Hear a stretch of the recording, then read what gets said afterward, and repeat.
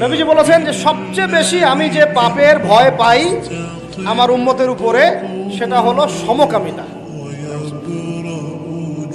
শিরক না, বেদাত না, হারাম রিজিক না, জুলুম না। সবচেয়ে বেশি আমি যে পাপের ভয় পাই আমার উম্মতের উপরে সেটা হলো কি বলেন, সমকামিতা, ছেলে ছেলের সাথে মেয়ে মেয়ের সাথে, ট্রান্সজেন্ডার।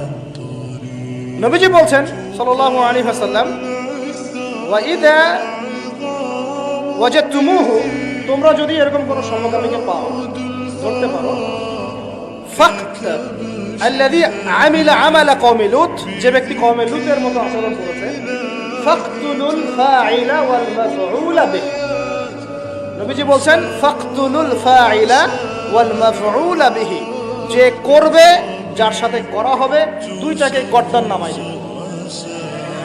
কে বলেছেন?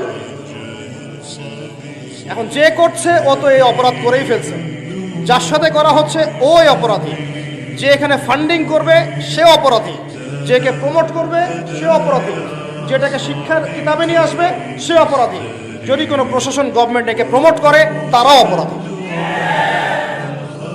আযাব আসলে এই নিচ থেকে উপর সব জায়গায় চলে আসবে। এটা নবীর কথা।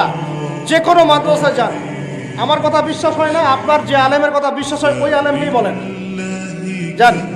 কওমির কথা বিশ্বাস হয় না, আলিয়ায় যাই, যান সেখানে যান। আলিয়ার কথা বিশ্বাস হয় না, সুন্নিতে যায়, সেখানে যান। এই হাদিসের সত্যতা আপনাকে যাচাই করে দেখাই দিবে। ফাকতুলুল ফাইলা ওয়াল মাফউলা বিহি, যে করবে এবং যার সাথে করা হবে দুইটাকে হত্যা করবে। তবে এই হত্যা যে সে করতে পারবে না, আপনি আমি করতে পারবো। কে করবে? ইসলামী শাসকদের দায়িত্ব এটা।